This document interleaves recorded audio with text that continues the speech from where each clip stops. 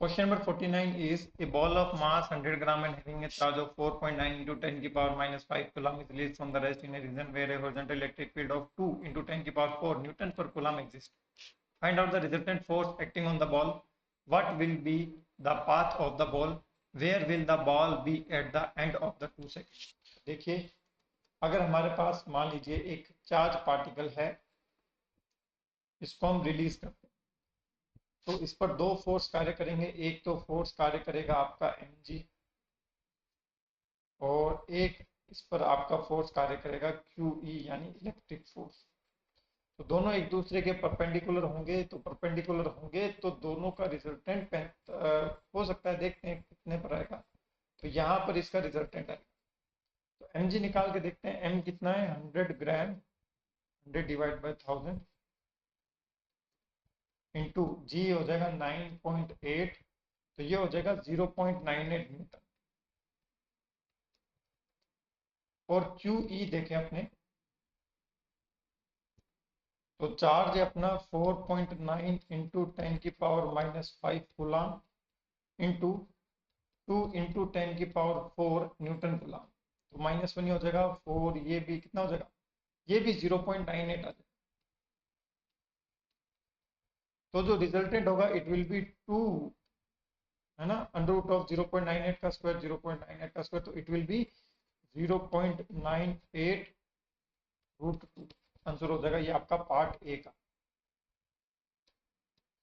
का, जो रिजल्टेंट होगा it will be root over of electric force का square plus force due to gravity का square, it will be 0.98 root 2 newton. अब ये इस पर एक कांस्टेंट फोर्स कार्य करेगा, फोर्स इज कांस्टेंट। तो अगर फोर्स कांस्टेंट होगा तो ये जो जाएगा ये अपना स्ट्रेट लाइन में जाएगा, फोर्स इज नॉट चेंजिंग, ठीक है, इसी डायरेक्शन में जाएगा। अब ये फोर्स हमेशा इसी डायरेक्शन में एक्ट करेगा 45 डिग्री पर, है ना, हॉरिजॉन्टल से हमेशा 45 डिग्री पर फोर्स कार्य करेगा। तो ये हमेशा हॉरिजॉन्टल से 45 डिग्री पर आगे जाएगा, यहाँ भी 45 पर, यहाँ भी 45 पर, यहाँ भी 45 पर, 45 पर। Path will be the straight line. अगर हम सी पार्ट देखते हैं तो ये क्या बोलता है, 2 सेकंड के बाद कहाँ होगा, 2 सेकंड के बाद कहाँ होगा? तो along the line of resultant force हम बता सकते हैं, along the line of resultant force हम बता सकते हैं कि इस पॉइंट से कितना दूर होगा, ऐसे बता सकते हैं। नहीं तो एक्स और वाई कोऑर्डिनेट भी निकाल सकते हो, नो इशू। तो ये कितना होगा, s is equals to half 80 square, तो कितना डिस्टेंस ये ट्रेवल करेगा, 1/2। एक्सीलरेशन हो जाता है फोर्स पर यूनिट मास, तो फोर्स इस पर लग रहा है 0.98 रूट 2 डिवाइड बाई इसका मास है अपना 100 ग्राम, तो 0.1 इंटू कितने सेकंड के बाद, 2 सेकंड के बाद, तो यहाँ आ जाएगा 2 का स्क्वायर। तो यहाँ से आप एस निकाल सकते हो, एस की वैल्यू आप कैलकुलेट कर सकते हो, it will be 28 metre maybe, ठीक है।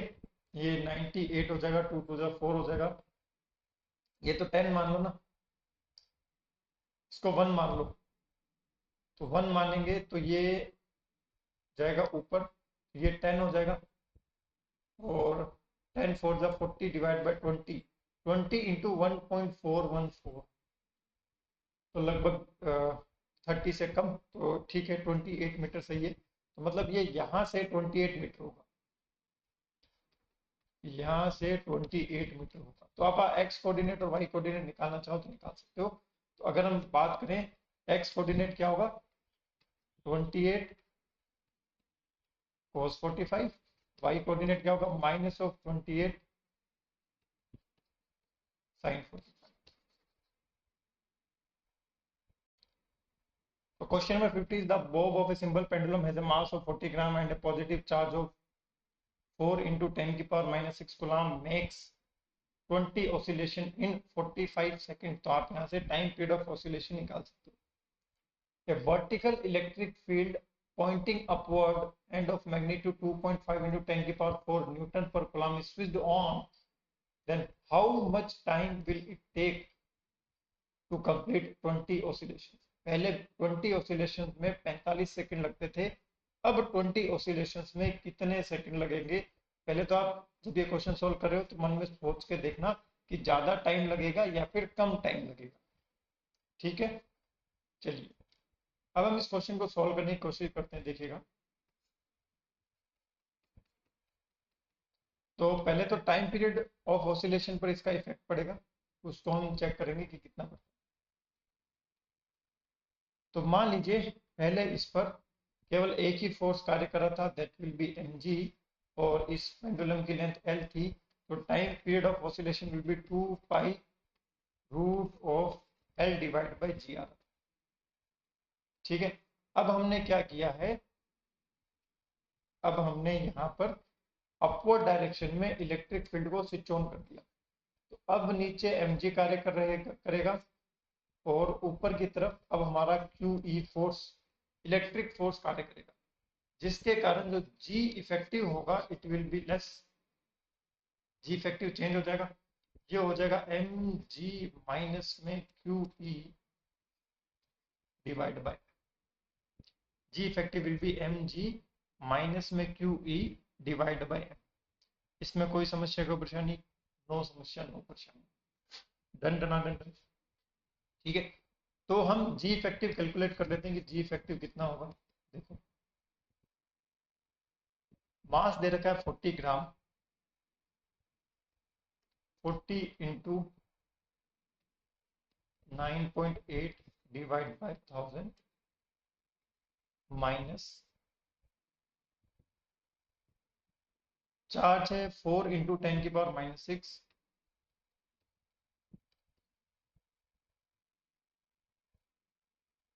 और इलेक्ट्रिक फील्ड है 2.5 इंटू 10 की पावर 4।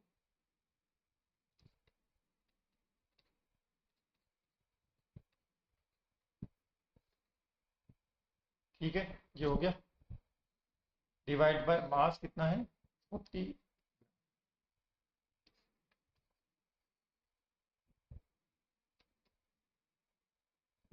तो जी को 10 ले लूँ तो कोई फर्क थोड़ी पड़ेगा, वहां भी 10 ले लूंगा, यहाँ भी 10 ले लूंगा। तो जी को ऐसा मैं करता हूँ 10 ले लेता हूँ, जी को मैं 10 कंसिडर कर लेता हूँ। ठीक है, चलिए, तो जी इफेक्टिव क्या आएगा बताओ। नहीं तो इसको आप इतने टाइम्स ऑफ जी में भी डिफाइन कर सकते हो। तो जी इफेक्टिव होगा आपका 1 2 1 2, ये हो जाएगा 0.4 माइनस में, ये प्लस का है मे बी, हाँ, तो 4 इंटू 2.5, ये तो हो जाएगा 6 इंटू, ये हो जाएगा 10 की पावर -2, तो ये हो जाएगा 0.06 डिवाइड बाय 40 इंटू 1000। तो ये जीरो से ये जीरो कैंसिल आउट, तो ये हो जाएगा 0.34 इंटू 100 डिवाइड बाय 4, तो ये हो जाएगा 34 डिवाइड बाय 4। ठीक है, चलिए, तो हम यहां से देख सकते हैं कि time period is inversely proportional to root of G. Time period is inversely proportional to root of G. ठीक है, तो new time period divide by पहले वाला time period will be equal to root of G effective divide by G. तो new time period will be equal to पहले वाला time period root of G divide by G effective. पहले वाला time period कितना है, 20 oscillation लगते हैं 45 second, है ना, 20 ऑसिलेशन 45 सेकेंड, तो 45 सेकेंड में 20 ऑसिलेशन, रूट ऑफ पहले है जी 10, और यहाँ आ जाएगा जी इफेक्टिव है 34 मल्टीप्लाई बाय द, कुछ गलत तो नहीं हुआ बेटा, 4 2 जा 8 यहाँ 10 होना था, 0.01। 4 इंटू 2.5, ये तो 10 हो जाएगा। 10 इंटू 10 की पावर -2, तो ये हो जाएगा 10 की पावर -1, तो ये 0.1 हो जाएगा, 0.1, 0.1। और तभी मैं कह रहा हूँ ये अलग सा आंसर कैसे आ रहा है। ये हो जाएगा फिर 30/44, ठीक है, 0 0 कैंसिल आउट, तो ये 30/4 चलेगा। प्लीज क्रॉस चेक कीजिएगा इसको एक बार। तो ये 30/4 होगा, 0 0 will be cancel out, so it will B 45/20 √4/3। Now this is the time period, new time period. अब हमें क्या बताना है कि टोटल टाइम कितना लगेगा 20 ऑसिलेशन में, इसको 20 से मल्टीप्लाई कर देंगे, तो हमें वो टाइम बताना है कि 20 ऑसिलेशंस में कितना टाइम लगेगा। तो इसको हम टाइम पीरियड से मल्टीप्लाई कर देंगे, so it will be equal to what, 20 into 45/20 √4/3। तो कितना टाइम लगेगा, 20 से 20 कैंसिल आउट हो जाएगा, 45 √4/3। तो ये लगभग कितना आएगा आपका, 52-53 सेकंड के आसपास आएगा। ठीक है, सॉल्व इसी तरीके से आपको करना। This is question number 51. A block of mass having a charge q is placed on a smooth projected table and is connected to a wall through an unstretched spring of spring constant k as shown in the figure. The horizontal electric field parallel to the spring is switched on. Find out the amplitude of the resulting simple harmonic motion of the block. Question में कह रहा है कि हमारे पास यहाँ पर एक block है जिसका मास m है, और अभी हमने इलेक्ट्रिक फील्ड ऑन किया है और ये अपनी अनस्ट्रेच लेंथ में स्प्रिंग इसके साथ जुड़ा हुआ है, मतलब फ्री लेंथ में जुड़ा हुआ है। उसके बाद हम जब यहाँ पर इलेक्ट्रिक फील्ड को ऑन करते हैं, तो at this position what will happen, इस पोजीशन पर क्या होता है कि हमारे इस ब्लॉक पर इस डायरेक्शन में जो QE फोर्स है वो लगना शुरू कर देता है। अभी स्प्रिंग फोर्स लगना शुरू नहीं हुआ है, स्प्रिंग फोर्स 0, क्योंकि अभी स्प्रिंग की लंबाई नहीं बढ़ी। थोड़ी देर बाद क्या होता है, ये जो ब्लॉक होगा इधर खिसकेगा, और जब हमारा ब्लॉक इधर की तरफ खिसकेगा तो मान लीजिए कि यहाँ पर ये एक इस पोजीशन में आ जाता है। जब ये इस पोजीशन में आ जाता है तो क्या होता है, जैसे जैसे ये राइट साइड में जाता है आपका, तो हमारा जो QE है वो तो कांस्टेंट है, लेकिन स्प्रिंग की जो लेंथ है वो इंक्रीज होती जाती है। और एक समय ऐसे आता है कि जब ये QE का वैल्यू हमारे स्प्रिंग फोर्स के इक्वल हो जाता है। QE का जो वैल्यू है वो हमारे स्प्रिंग फोर्स के इक्वल हो जाता है, विच इज इक्वल टू, मान लीजिए kx, यहाँ से जो यहाँ पर इसमें स्ट्रेचिंग हुई है उसको हम मान लेते हैं कि x डिस्टेंस यहाँ पर स्ट्रेच हो चुका है। ठीक है, जब स्प्रिंग फोर्स और इलेक्ट्रिक फोर्स आपस में इक्वल हो जाएगा तो इस केस में यहाँ पर नेट फोर्स 0 के इक्वल हो जाएगा।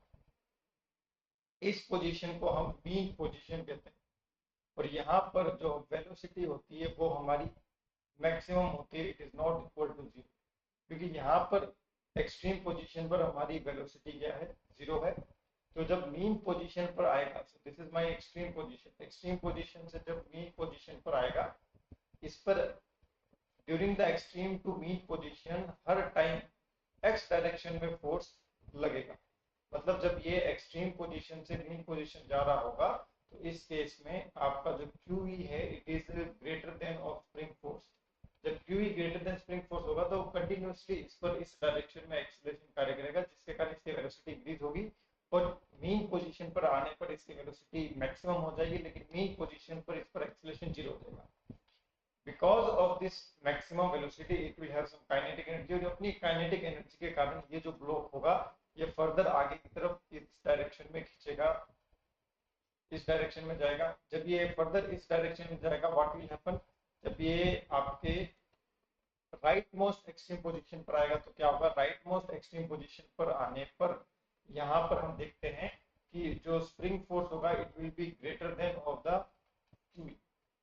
Spring force greater than Q होगा तो ये वापस क्या करेगा, इस पीछे के डायरेक्शन में मूव करने लगेगा, पीछे के डायरेक्शन में ये मूव करने लगेगा। Is it clear to everyone? यहाँ पर इसकी वेलोसिटी आके क्या हो जाएगी, जीरो। तो यहाँ पर आपसे पूछा है कि इसका एम्पलीट्यूड क्या होगा, तो मीन पोजीशन के अबाउट जो ये ऑसिलेट करेगा, तो मीन पोजीशन से एक्सट्रीम पोजीशन की जो डिस्टेंस होती है उसे हम कहते हैं एम्पलीट्यूड।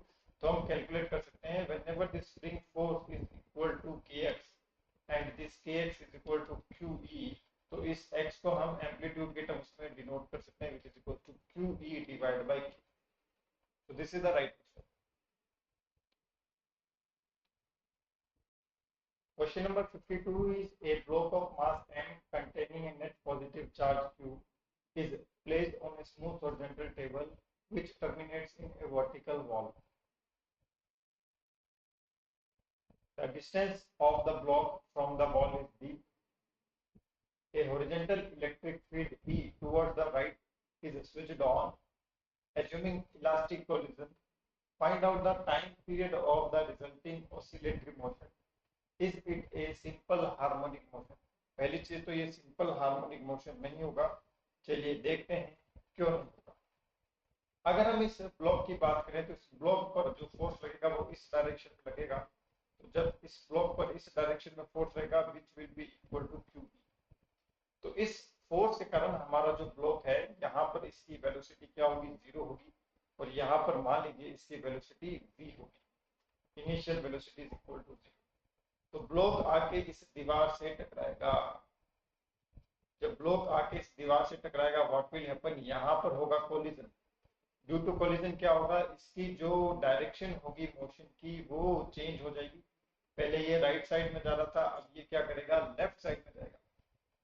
जब ये इस तरफ आ रहा था v वेलोसिटी के साथ, जब ये इस दीवार से टकराएगा, दीवार से टकराने के बाद इलास्टिक कोलिजन होने के कारण ये पीछे की डायरेक्शन में वापस v वेलोसिटी से जाएगा, और जब ये वापस यहाँ पर पहुंचेगा its velocity will be zero. Velocity zero होने के बाद वापस because of the influence of this electric force ये वापस दीवार की तरफ जाएगा। तो ये क्या करेगा, ऐसे टकराएगा, ऐसे टकराएगा, ऐसे टकराएगा, आएगा टकराएगा, आएगा टकराएगा, आएगा टकराएगा। तो ये चीज यहाँ पर चलती रहेगी। तो हम यहाँ पर देखते हैं कि जो यहाँ पर फोर्स कार्य कर रहा है, this force will be equal to QE। This force is a constant force, ये एक तरीके का कांस्टेंट फोर्स है, and this force is not proportional to x। That's why ये हमारा सिंपल हार्मोनिक मोशन नहीं, it is not an simple harmonic motion, ये एक तरीके का पीरियोडिक मोशन। अब आपसे पूछा जा रहा है कि ये 2D डिस्टेंस ट्रेवल करने में कितना टाइम लगेगा, ये हमें कैलकुलेट करना है। बात समझ पा रही है, कितनी डिस्टेंस कैलकुलेट करने के लिए निकालना है 2D डिस्टेंस के लिए। तो 2D will be equal to, इसको हम निकाल सकते हैं इसकी वेलोसिटी के माध्यम से। 2D डिस्टेंस में कितना टाइम लगेगा ऐसे निकाल, time will be equal to, distance हमें चलना है 2D, और यहाँ पर हमें फिर इसकी एवरेज वेलोसिटी लेनी पड़ेगी डिवाइड बाय p। लेकिन चलो ऐसे नहीं करते, इसको हम पहले काइनेमेटिक इक्वेशन से सॉल्व करते हैं, एक्सीलरेशन निकालते हैं। तो देखते हैं एक्सीलरेशन क्या होता है। तो इसका जो एक्सीलरेशन होगा it will be QE divide bye, तो पहले हम देखते हैं कि d डिस्टेंस ट्रेवल में कितना टाइम लगेगा। तो d डिस्टेंस ट्रेवल करने में इसको जो टाइम लगेगा, ये कांस्टेंट वेलोसिटी से तो नहीं जाएगा, तो s is equal to ut plus half at²। ठीक है, तो इनिशियल वेलोसिटी जीरो, हमें पहले d का कैलकुलेट करता हूं। तो d चलने में इसको कितना टाइम लगेगा, d चलने में इसको हाफ at² लगेगा। तो 2D चलने में कितना लगेगा, 2D चलने में सिंपल at²। ऐसे यहाँ से आप क्या निकाल सकते हो, 2D वाला टाइम निकाल, पहले d का निकाल लेते हैं, फिर टाइम निकाल। तो ये है राइट साइड जाने वाला time will be equal to root of 2d divide by 2d divide by now अब हमें निकालना है total time. Total time will be 2 times of the t. It will be 2 root of 2d divide by a. तो 2 अंदर अंदर चला जाएगा, ये 4 हो जाएगा. तो root of 8d divide by a. तो रूट ऑफ 8d को d रहने दो. एक्सीलरेशन को हम लिख देते हैं qe divide bye. So this will be your right. Question number 53 is a uniform electric field of 10 Newton per coulomb exists in a vertical downward direction. Find out the increase in the electric potential as one goes up through a height of 50 centimeter. तो देखिए electric field तो नीचे कार्य कर रहा है और हमें पता है कि इलेक्ट्रिक फील्ड की डायरेक्शन में पोटेंशियल डिक्रीज होता है. तो हम क्या कर रहे हैं, ऊपर की तरफ जा रहे हैं और कितना डिस्टेंस ट्रेवल कर रहे हैं, हम 50 सेंटीमीटर डिस्टेंस यहाँ पर ट्रेवल कर रहे हैं. ठीक है. तो अगर हम v की बात करेंगे तो v will be equal to, हमें पता है माइनस का क्या होता है, e डॉट dr होता है. e डॉट dr होता है. अगर इलेक्ट्रिक फील्ड कांस्टेंट है तो ये हो जाता है e minus of e dot dr, है ना. इलेक्ट्रिक फील्ड कांस्टेंट है तो हम उसको बाहर ले सकते हैं.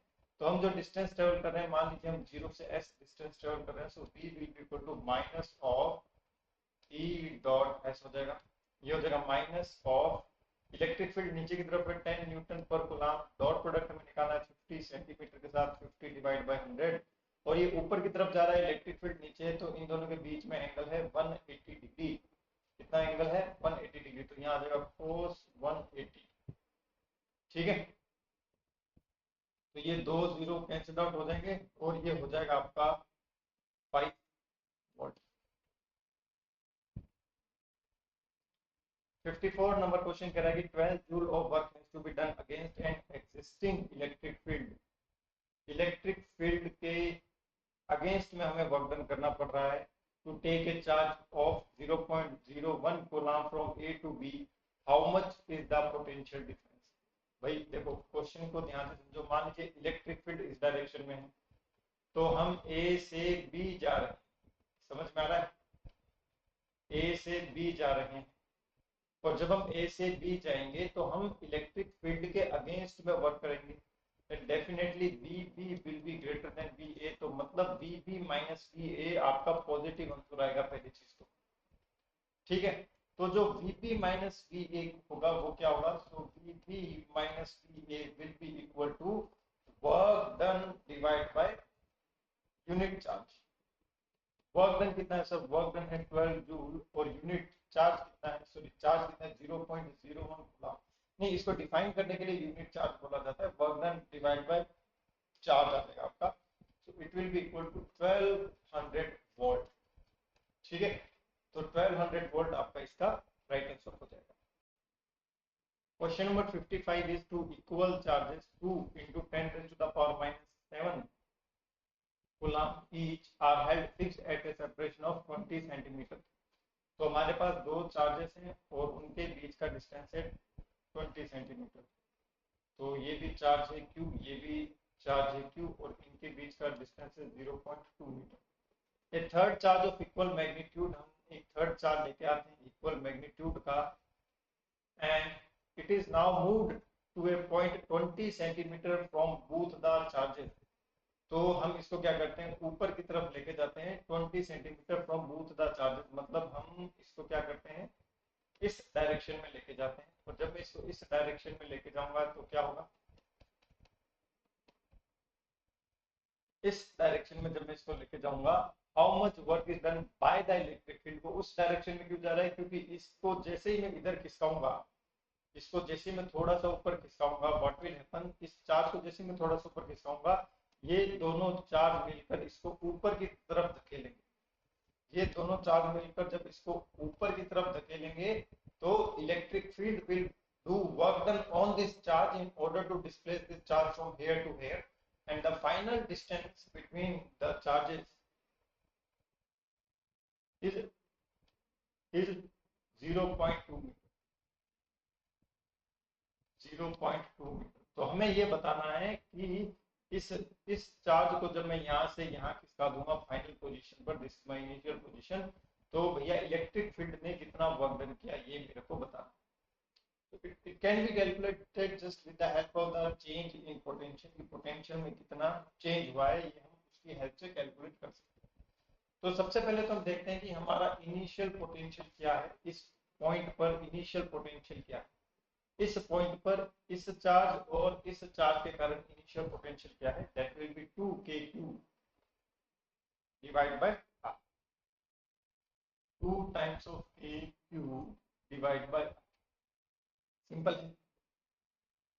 तो 2kq और यहां से यहां का डिस्टेंस कितना है 0.1 मीटर, तो यहां पर मैं 0.1 मीटर लिख देता हूँ, तो ये हो जाएगा 20 times of kq। So this is my equation number 1। अगर मैं फाइनल पोटेंशियल देखूं तो फाइनल पोटेंशियल भी 2kq by r dash होगा, and the r dash will be 0.2, so it will be 2kq divided by 0.2 will be equal to 10 times of kq. So this is my equation number 2. Now I want to calculate the magnitude of change in potential। ये कितना हो जाएगा, ये हो जाएगा 10kq।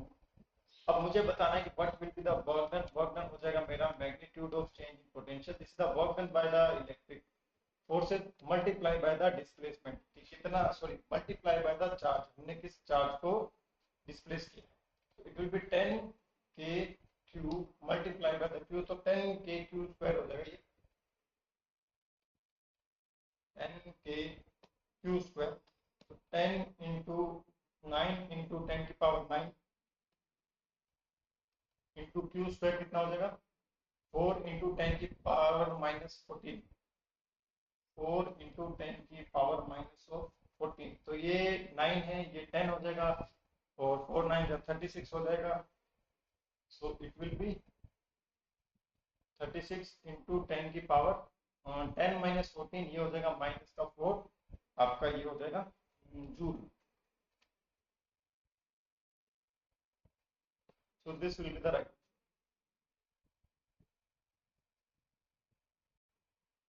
Question number 56, an electric field of 20 Newton per coulomb exists along the x-axis in the space.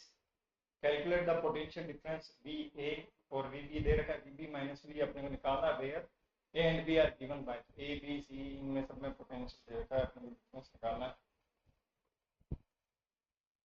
देखो बड़ा simple सा फंडा है। तो ये x एक्सिस के अलोंग आपकी इलेक्ट्रिक फील्ड एग्जिस्ट कर रही है, किसके अलोंग कर रही है, x एक्सिस के। अगर हम देखें कि जब इलेक्ट्रिक फील्ड यूनिफॉर्म हो और x एक्सिस के अलोंग एग्जिस्ट करे, तो इलेक्ट्रिक फील्ड के परपेंडिकुलर डायरेक्शन में इक्वी पोटेंशियल सरफेसेस होंगी, और इक्वी पोटेंशियल सरफेसेस का मतलब है कि उस सरफेस पर पोटेंशियल सेम रहेगा।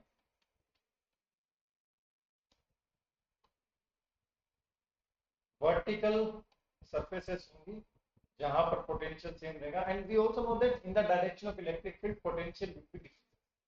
सिंपल। अब जैसे ये 220 न्यूटन पर कूलम्ब इलेक्ट्रिक फील्ड है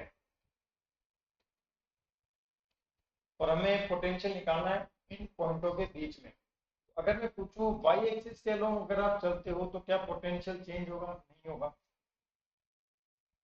पोटेंशियल चेंज होगा, नहीं होगा। मान लीजिए ये पॉइंट है ए, ये पॉइंट है बी, ए और बी का पोटेंशियल सेम होगा, ए और बी का पोटेंशियल सेम होगा। मान लीजिए ये पॉइंट है सी, ये पॉइंट है बी। अब इसको ध्यान से सुनिएगा, potential of A is equal to potential of B, अभी मैं सिंपल बता रहा हूँ, ऊपर वाली वैल्यूज नहीं ले रहा, and potential of C will be equal to potential of D. तो अगर आपसे पूछे बी और सी में पोटेंशियल का डिफरेंस, आप सीधा बता सकते हो ए और डी में पोटेंशियल का डिफरेंस बता सकते हैं ना। अगर आपसे पूछे बी और सी में पोटेंशियल का डिफरेंस वीबी माइनस वीसी को क्या मैं वीए माइनस वीसी लिख सकता हूँ, बिल्कुल लिख सकता हूँ। हमें सिर्फ क्या देखना है, यहाँ पर हॉरिजॉन्टल डायरेक्शन में जो कोऑर्डिनेट्स है उनको ही देखना है, क्योंकि उसी डायरेक्शन में हमारा इलेक्ट्रिक फील्ड है। तो जैसे मान लीजिए आपको क्या निकालना है, यहाँ पे आपको निकालना है वीबी माइनस वीए, वीबी माइनस वीए निकालना है, तो it will be E in bracket X B minus of X. बस ये वैल्यूज पुट करते जाओ, you will get the value. ठीक है, directly X A minus X भी कर लेना, वी बराबर ई होता है ना, तो ये माइनस आएगा। ठीक है, तो एक्स ए माइनस एक्स भी हो जाएगा,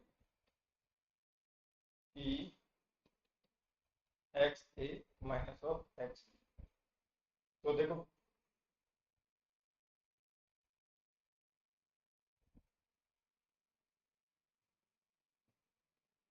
ए पर एक्स कोऑर्डिनेट है 0 और बी पर एक्स कोऑर्डिनेट है अपना 4। ए पर एक्स कोऑर्डिनेट 0, बी पर है 4।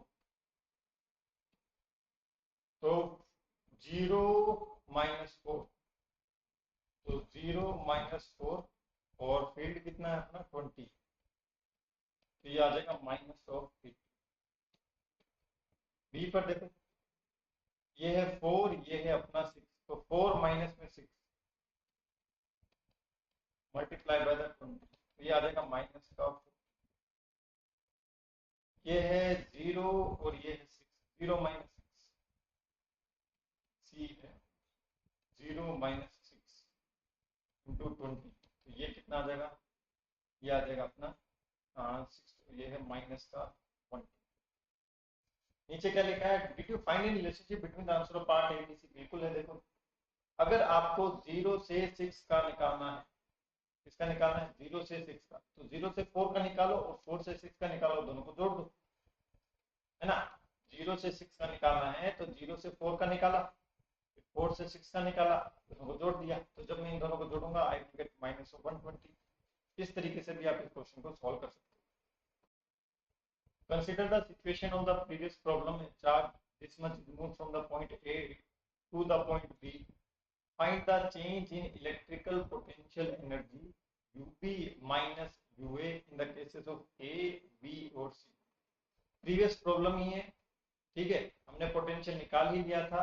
अब हमें क्या करना है, अब हमें यहाँ पर चेंज इन पोटेंशियल एनर्जी निकालना है, UB माइनस UA। क्या बोल रहे हो, UB minus of UA। U बराबर होता है हमारा QB, Q क्या होता है हमारा QB डायरेक्टली, है ना, तो ये याद है तो काम चल जाएगा। तो देखिए U हमें पता है क्या होता है QB, तो delta U will be equal to Q delta B, है ना, Q डेल्टा B। अब यहाँ ध्यान रखना कि यहाँ पर एक नेगेटिव चार्ज को हम लेके जा रहे हैं पॉइंट ए से पॉइंट बी। ठीक है, पॉइंट ए से पॉइंट बी में नेगेटिव चार्ज को लेके जा रहा हूं। Consider the situation of the previous problem, charge of minus of 2 into 10 की power minus 4 coulomb is move from the point A to the point B. तो अब पिछले वाले सारे आंसर आपके माइनस आ रहे थे ना, तो अब इस माइनस वाले को उससे मल्टीप्लाई कर दो, माइनस वाले को मल्टीप्लाई कर दो, तो U B minus of U A will be equal to Q in bracket V A minus of V B. तो अब सिंपल निकाल लोगे ए बी सी में, ए में भी निकाल सकते हो, बी में भी निकाल सकते हो, सी में भी निकाल सकते हो। ए में आ रहा था I think minus of 80, B में आ रहा था minus of, let me check once, B में आ रहा था माइनस का 40, सी में आ रहा था माइनस का 120, और अब चार्ज भी हमारा नेगेटिव है, माइनस का 2 इंटू 10 की पावर माइनस 4, माइनस का 2 इंटू 10 की पावर माइनस 4, यहाँ भी माइनस का 2 इंटू 10 की पावर माइनस 4, माइनस का 2 इंटू 10 की power minus 4। So whenever you are going to solve this question, आपका आंसर आपको पॉजिटिव टर्म्स में मिलेगा। किसमें मिलेगा, पॉजिटिव टर्म्स में। जैसे ये हो जाएगा 0.0016, ये हो जाएगा 0.00 4 टू ज़ा 8, तो 0.008, है ना। और ये आप दोनों इसको जोड़ दो, जब आप इसको जोड़ोगे तो इट विल बी 0.002, है ना, 0.000 नहीं, 0.02, ये 0.016 है,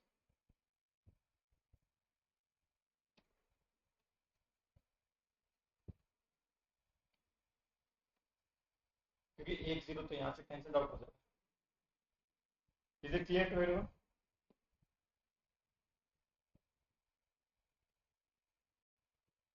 Question number 58 is an electric field of E 20 I cap 30 J cap Newton per coulomb exists in the space. If the potential at the origin is taken to be 0, find out the potential at 2,2 metre. ठीक है, simple सा फंडा. D बराबर ईटीआर होता है. तो अब यहाँ पे देखिए क्या होगा. डीवी बराबर minus of E D R. आपने सुना होगा. यहाँ पर पोटेंशियल आर का फंक्शन था, लेकिन अब यहाँ पर एक्स वाई जेड तीनों हैं, तो D B will be equal to minus of integration of dx और dr की जगह आ जाएगा dx plus E Y D R की जगह आ जाएगा dy प्लस pz, यहाँ आ जाएगा dz. डन. कोई समस्या, कोई परेशानी? नो समस्या, नो परेशानी. नाउ अब आपको कहा है कि ओरिजिन पर यानी जीरो पर पोटेंशियल है हमारा zero, and we have to find out the potential at 2,2. We have to find out the potential at 2,2. Simple. तो इसका जो इंटीग्रेशन होगा वो भी हो जाएगा, और नेगेटिव इसको चलता रहने देते हैं. अब ई एक्स, एक्स क्या है अपना 20, तो यहाँ आ जाएगा 20 dx इंटीग्रेशन फ्रॉम 0 से x की लिमिट प्लस ई वाई कितना है 30, यहाँ आ जाएगा dy लिमिट 0 से 2. ये है बेटा x की वैल्यू, ये है बेटा y की value. So this v will be equal to, negative बाहर रहने देते हैं अभी, ये हो जाएगा 20x प्लस 30y और 0,0 से लिमिट इंपोज करनी में 2,2 तक. तो v will be equal to negative 2 यहाँ पर भी आ जाएगा और 2 यहाँ पर भी आ जाएगा. क्या सभी का आंसर नेगेटिव आ रहा है? बिल्कुल सर, सभी का आंसर नेगेटिव आएगा. Minus of 100 volt will be the right answer. Done. Question number 59. Electric field is equal to I cap AX exists in the space where A is equal to 10 watt per meter square. Take the potential at 10 meter, 20 meter to be 0. Find out the potential at the origin. हमें origin पे find out करना है. फंडा भाई same अपना फंडा है, हमें निकालना है dv बराबर minus of integration dx dx plus dy dy, है ना. x है यहाँ पे. तो अब देखिए ये कह रहा है कि 10 और 20 पे पोटेंशियल है हमारा 0, और 0 पे हमें पोटेंशियल निकालना है. क्या होगा? मान लीजिए वो है v, है ना. इस तरीके से लिमिट इंपोज करनी पड़ती है कि 10,20 पर पोटेंशियल है 0, और कहाँ निकालना है? 0 पर निकालना है, और मान लीजिए वहां का पोटेंशियल है v. So this v will be equal to minus of, ये हो जाएगा 10,20 और यहाँ आ जाएगा 0. ई एक्स का जो वैल्यू दे रखा है, आपको दे रखा है ए एक्स, तो यहाँ आ जाएगा A X D X minus of, इसको मैं लिख सकता हूँ A X square divide by 2, और यहाँ लिमिट इंपोज हो जाएगी. केवल एक्स की लिमिट होगी 0 से, सॉरी 10 to 0. कहाँ से कहाँ? 10 to 0. It will be minus of A का वैल्यू दे रखा है आपको 10 डिवाइड बाई 2, और upper limit minus lower limit 0 का स्क्वायर माइनस ऑफ 10 का स्क्वायर. तो it will be minus of 5 into, ये हो जाएगा माइनस ऑफ 100, तो it will B plus of 500. ठीक है, it will B plus of 500. This is question number 60. The electric potential existing in a space is V function of xyz is equals to A xy plus yz plus zx. Write the dimensional formula of A. Find the expression for the electric field. If A is 10 SI units, find out the magnitude of the electric field at 1 meter, 1 meter, 1 meter. So solve this question. तो पहले बात करते हैं part A की, जिसमें पूछा जा रहा है कि what is the dimensional formula of A. A का डायमेंशनल फॉर्मूला क्या होगा? So V will be equal to A times of XY plus YZ plus ZX। तो जो V होता है वो होता है वोल्ट, ठीक है। पोटेंशियल जिसे हम कह सकते हैं work done per unit charge, तो वर्क डन हो जाएगा जूल, पर यूनिट चार्ज हो जाएगा कूलाम। कूलाम को मैं लिख सकता हूं जैसे करंट को हम लिख सकते हैं चार्ज पर यूनिट टाइम, ठीक उसी तरीके से चार्ज को हम लिख सकते हैं current multiply with the time. तो यहाँ पे IT हो जाएगा। जूल को भी अभी हम एक्सपेंड कर देंगे थोड़ी देर में। A का हमें डायमेंशन निकालना है और XY का जो डायमेंशन होगा इट विल बी L2। तो यहाँ से A का डायमेंशन आप देख सकते हो क्या होगा। जूल को मैं लिख सकता हूँ force into length ML2 T-2, और यहाँ आ जाएगा I-1 T-1, और यहाँ आ जाएगा हमारा L-2। तो the dimension of A will be equal to M रहेगा, L कैंसिल्ड आउट हो जाएगा, T की पावर -3 हो जाएगा, और यहाँ पे आपका बच रहा है I का पावर -1 हो जाएगा। So this is the part A। Part B में आपसे पूछा जा रहा है you have to find out the expression of electric field.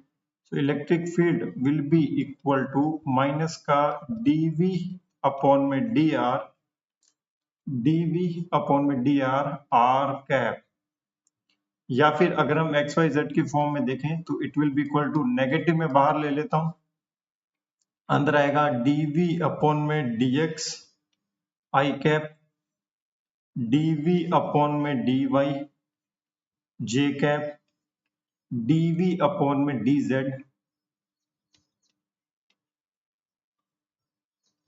k cap, ठीक है। तो V हमें दे रखा है A in bracket X Y Y Z और जेड एक्स। तो पहले तो मैं dV अपॉन में dx निकाल लेता हूं। ये कितना आएगा, A तो रहेगा ही रहेगा, यहां से आ जाएगा x इंटू वाई में y आ जाएगा, और ये z आ जाएगा, तो ये हो जाएगा मेरा y plus z। Similarly dV upon में अगर मैं dy निकालूं तो it's just a common sense, we will get x plus z, and dV upon में जब मैं dz निकालूं तो it will be a times of x comma y. Put all this value in this above equation. So electric field will be equal to minus of y plus z I cap plus x plus z j cap plus x plus y k cap. So this will be the electric field. Now we have to find out the magnitude of electric field at point 10 comma 10 comma 10. So it will be, just write the value of the xyz. We will get the electric field vector will be equal to negative of 10 plus 10. तो it will be 10 है या 10 है, 1 है क्या, 1 है जी, 1 है जी। It will be like that 2i 2j 2k. So it will be 2i, a चल ही रहा है इसके साथ में, plus 2j plus 2k। a का वैल्यू 10 दे रखा है, a का वैल्यू 10 दे रखा है, so it will be 10. तो electric field will be equal to minus of 20i minus of 20j minus of 20k। इसको आप ऐसे भी लिख सकते हो minus of 20 in bracket i plus j plus k। अगर हमें मैग्नीट्यूड निकालना हो इलेक्ट्रिक फील्ड का, it will be root over of electric field x direction में square, electric field in y direction square, plus electric field in z direction का square. So it will be root over of 20 square plus 20 square plus 20 square. So it will be 20 root 3 electric field, magnitude of electric field. Question number 61 is the two charged particle having equal charges of 2 into 10 raised to the power minus 5 coulomb each are brought from infinity to within a separation of 10 centimeter. Find the increase in the electric potential energy during this process. Electric potential energy is energy required to bring the charges at a particular separation. तो देखिए, मान लीजिए हमारे पास कोई एक charge है, उसको मैं यहाँ पे यहाँ तक लेके आता हूँ, ठीक है। अभी कोई भी इलेक्ट्रिक फील्ड एग्जिस्ट नहीं कर रही है, तो जब मैं इसको यहाँ पर लाके रखूंगा तो मुझे कोई भी वर्क करने की आवश्यकता नहीं होगी, मुझे कोई भी वर्क करने की आवश्यकता नहीं होगी। बट जब मैं इस चार्ज को यहाँ पे लाके रखूंगा तो इसके कारण इसके चारों तरफ कुछ ना कुछ इलेक्ट्रिक पोटेंशियल आ जाता है because of its electric field, because of its electric field. Now what will happen, and another charge from the infinity जब मैं यहाँ पर लाके रखूंगा तो मुझे इस चार्ज की इलेक्ट्रिक फील्ड के अगेंस्ट में वर्क करना पड़ेगा। तो जब मैं यहाँ तक लाके रखूंगा, यहाँ पर तो इंफिनिटी पर तो पोटेंशियल 0 होता है, तो जब मैं यहाँ पर लाके रखूंगा तो मान लीजिए यहाँ पोटेंशियल V है, तो मुझे वर्क कितना करना पड़ेगा, इस चार्ज के कारण यहाँ पे पोटेंशियल मल्टीप्लाई बाय द ये वाला चार्ज, तो के क्यू डिवाइड बाय, मान लीजिए इनके बीच का जो डिस्टेंस है दैट विल बी आर, तो ये पोटेंशियल हो जाएगा because of this charge multiply by this charge will be equal to the potential energy change, ठीक है, इंक्रीज इन पोटेंशियल एनर्जी। तो इसको मैं W से रिप्रेजेंट नहीं करता हूँ, U से कर देता हूँ, U बराबर QV, तो it will be K Q square divide by R, तो 9 इंटू 10 की पावर 9 इंटू 2 इंटू 10 की पावर माइनस 5 का whole square divide by R अपना 0.1, ठीक है। तो 9 टू जा कितना हो जाएगा बेटा, ये 18 टू जा 36, so it will be equal to 36 joule. Question number 62 is some equipotential surfaces are shown in the figure, what can you say about the magnitude and the direction of electric field. A और B दोनों के बारे में अपने को यहाँ पे बताना है, ठीक है, ए और बी दोनों के बारे में बताना है। तो इट्स वेरी ऑब्वियस। देखो, अगर मैं यहाँ पे देखता हूँ कि ये जो पोटेंशियल है इस डायरेक्शन में जब हम जाते हैं तो 10 से 20 होता है, 20 से 30, 30 से 40, यानी इस डायरेक्शन में पोटेंशियल इंक्रीज हो रहा है और इस डायरेक्शन में पोटेंशियल डिक्रीज हो रहा है। तो इन the direction of electric field potential will be decrease, मतलब इलेक्ट्रिक फील्ड इस डायरेक्शन में होगा, पता नहीं ऊपर नीचे टेढ़ा मेढ़ा कैसे होगा, तिरछा बिरछा एंगल नहीं पता। हमें पता है कि electric field will be perpendicular to the equipotential lines, तो इस डायरेक्शन में इलेक्ट्रिक फील्ड होगा definitely. So this will be the electric field, और इस इलेक्ट्रिक फील्ड के दो कंपोनेंट होंगे, एक तो एक्स डायरेक्शन में कंपोनेंट होगा और एक वाई डायरेक्शन में कंपोनेंट होगा। इज इट सिंपल, कोई समस्या कोई परेशानी। So this is the electric field in Y direction, this is the electric field in X direction. तो पहले तो मैं ये ई निकाल लेता हूं, उसके बाद मैं सारी कैलकुलेशन करता हूं। तो देखिएगा, यहां से जब मैं यहां जाता हूं तो मेरा जो पोटेंशियल है इट विल बी डिक्रीजेस, ये पोटेंशियल मेरा डिक्रीज हो जाता है। समझ में आया? इस डायग्राम को थोड़ा मैं जूम इन कर देता हूं so that you will get the better idea. तो जब मैं यहां से परपेंडिकुलर यहां पर डालता हूं तो जो मेरा पोटेंशियल है वो डिक्रीज हो जाता है, 20 से हो जाता है 10। तो इलेक्ट्रिक फील्ड किसके इक्वल होगा सर? इलेक्ट्रिक फील्ड होगा E बराबर VD। तो पोटेंशियल कितना चेंज हो रहा है? पोटेंशियल हो रहा है change multiply by the distance between them in the direction of electric field. तो ये वाला डिस्टेंस हमको निकालना है, तो ये वाला डिस्टेंस तो अपना को दे रखा है 10 सेंटीमीटर है, ये वाला डिस्टेंस 10 सेंटीमीटर है, और ये वाला एंगल 30 डिग्री है, ये वाला एंगल 30 डिग्री है। ये वाला डिस्टेंस क्या हो जाएगा? ये वाला डिस्टेंस हो जाएगा 10 sin 30। कितना हो जाएगा? 10 sin 30, ये 10, ये cos 30, ये 10 sin 30। sin 30 मतलब 1/2, तो नीचे क्या आ जाएगा? 5 सेंटीमीटर, ठीक है। तो अगर मैं इसको 10 इंटू 100 डिवाइड बाय 5 कर दूं, then what will I get? It will be 200 Newton per coulomb. This will be the electric field। लेकिन ये कौन सी इलेक्ट्रिक फील्ड है? ये वाली इलेक्ट्रिक फील्ड है। इस वाली इलेक्ट्रिक फील्ड का मैग्नीट्यूड है। ये है electric field 200, this is the electric field 200। अब हमें क्या करना है, इसको x और y कंपोनेंट में भी रिप्रेजेंट करना है। किसमें करना है, x कंपोनेंट और y कंपोनेंट में। करना चाहो तो कर सकते हो, नो इशू। अब देखिएगा, अगर ये एंगल 30 डिग्री है, ये एंगल 90 डिग्री है, तो ये टोटल एंगल कितना हो जाएगा, ये टोटल एंगल हो जाएगा 120 डिग्री। तो आप यहां से ये भी बता सकते हो कि electric field makes an angle 120 degree with the positive x axis. तो ये एंगल कितना होगा सर, ये एंगल होगा 60 डिग्री। अगर ये एंगल 60 डिग्री है तो ये एंगल भी कितना हो जाएगा, 60 डिग्री हो जाएगा। तो ई एक्स की जो वैल्यू होगी इट विल बी, अगर हम मैग्नीट्यूड की बात करें तो it will be E cos 60, और ई वाई का जो मैग्नीट्यूड होगा it will be E sine 60। मैं खाली मैग्नीट्यूड की बात कर रहा हूँ, डायरेक्शन की बात नहीं कर रहा। तो 200 cos 60 कितना होता है, 1/2, it will be 100। And if you talk about this one 200, it will be multiply sine 60 होता है √3/2, सो इट विल बी 100√3। तो मैं कह सकता हूँ कि जो मेरी इलेक्ट्रिक फील्ड होगी, final electric field, x direction में नेगेटिव है ना, तो minus of 100 I cap plus में 100√3 जे कैप। तो ऐसे भी आपसे पूछा जा सकता है।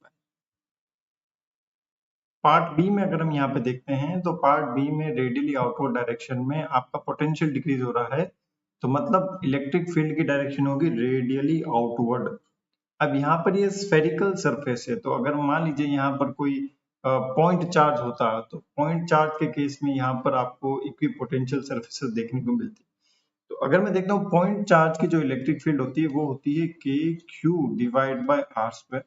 मतलब पॉइंट चार्ज की जो इलेक्ट्रिक फील्ड होती है वो हमारे आर स्क्वायर के इनवर्सली प्रोपोर्शनल होती है।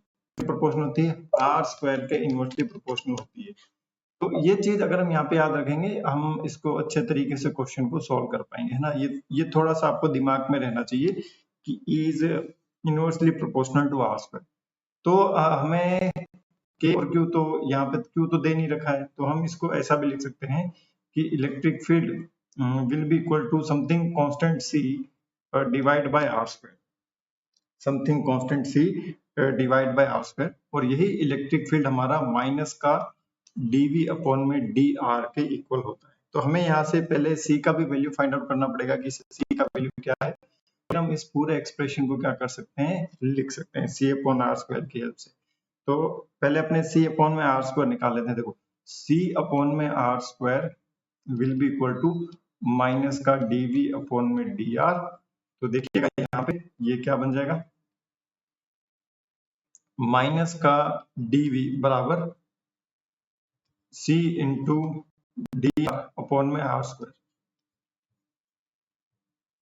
ठीक है, c into D R upon में आर स्क्वायर। ये राइटिंग थोड़ी अजीब सी आ रही है चलिए कोई बात नहीं। तो अगर मैं बात करता हूँ v की, ये किसके इक्वल हो जाएगा,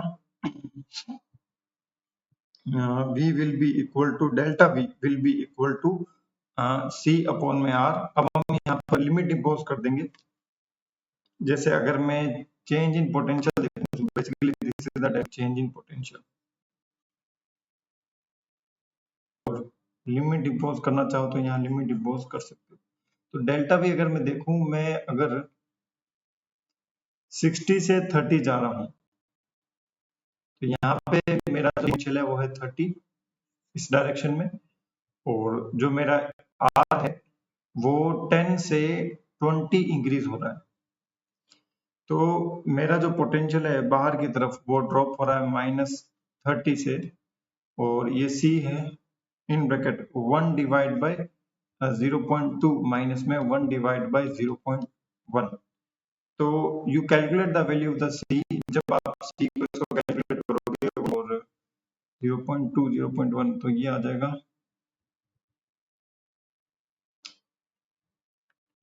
करना है ना,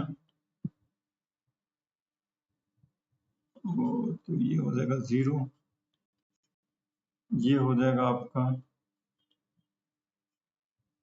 5, 5 में से 10 जाएगा माइनस का 5, और 6 5 जा 30, तो सी का वैल्यू 6 आ जाएगा। Then electric field will be equal to 6 divide by R, 6 divide by R square will be the right answer. question number 63 is consider a circular ring of radius r uniformly charged with a linear charge density of lambda. Find the electric potential at the point on the axis at a distance x from the center of the ring. Using the expression of electric potential, find the electric field at this point. अच्छा question है, देखिए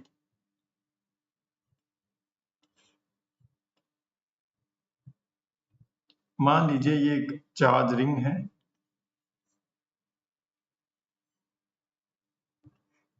और इसकी axis पर हम देखते हैं एक कोई पॉइंट है P जो कि यहाँ से x डिस्टेंस पर है। आपको इस पॉइंट से अगर मैं इस रिंग के डिस्टेंस देखूं तो ये रिंग की डिस्टेंस जो होगी, ये वाली distance, it will be always constant. ये मतलब एक कोन की तरह नजर आएगा ना आपको।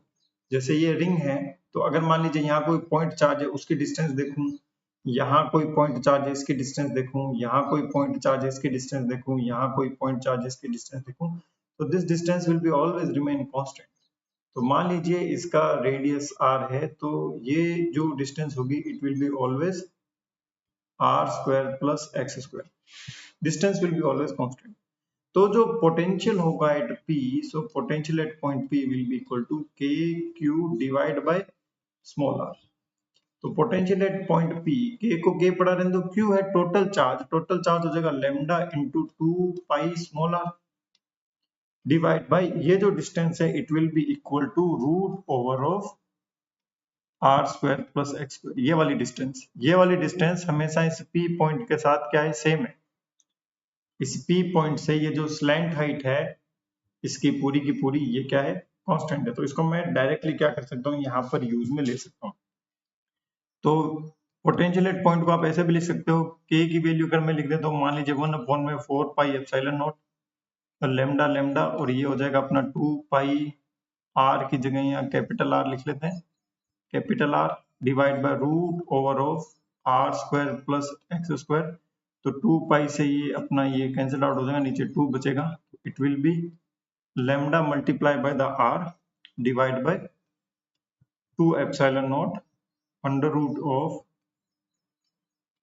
r square plus x square. So this is the potential at point P। समझ में आया है ना, potential at point P। Now अब यहाँ पर हम देखते हैं कि यहाँ पर लैम्डा कांस्टेंट है, r कांस्टेंट है, 2 एप्सिलॉन x एक वेरिएबल है।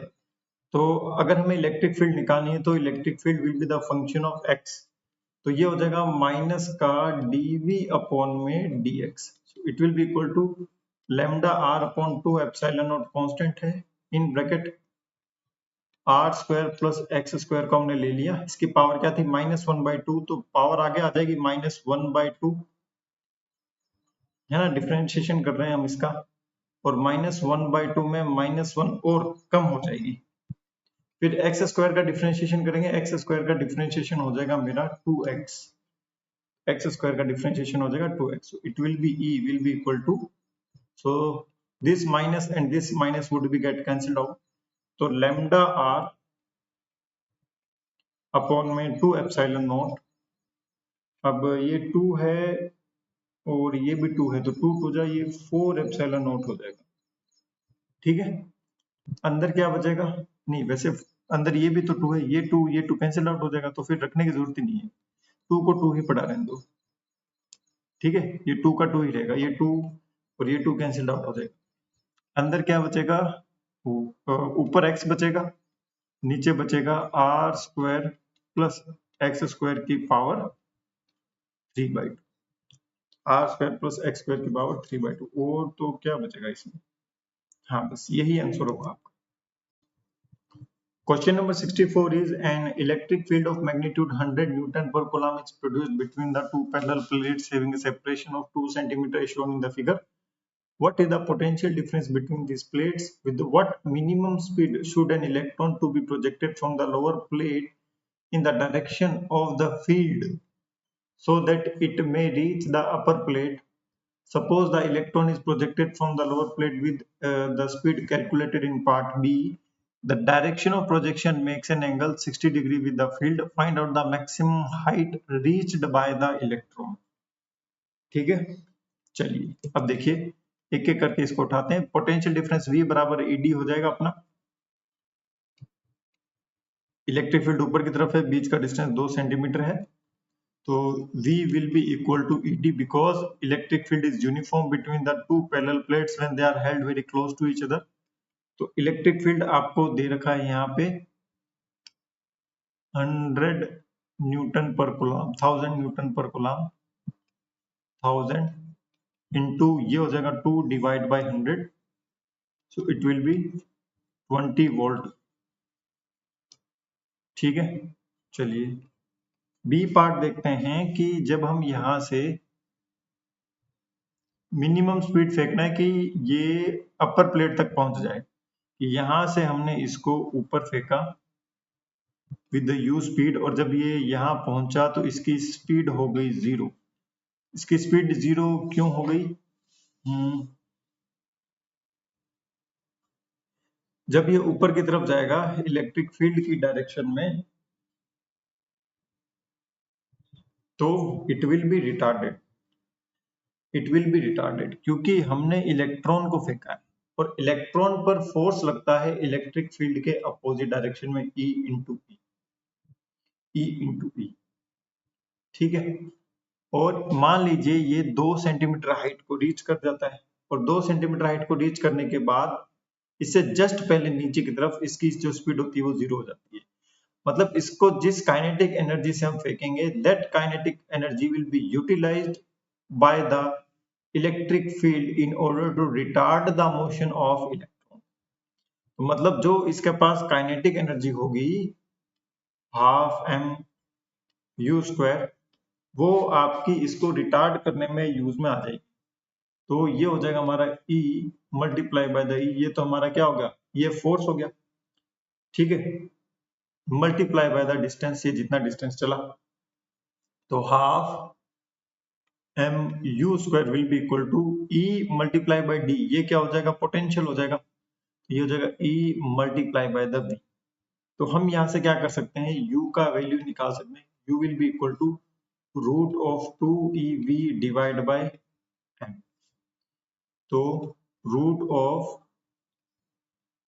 2 इंटू ई का वैल्यू 1.6 इंटू 10 की पावर माइनस 19 इंटू पोटेंशियल है अपना 20 डिवाइड बाय इलेक्ट्रॉन का मास हमें रखना है 9.1 इंटू 10 की पावर माइनस 31 kg।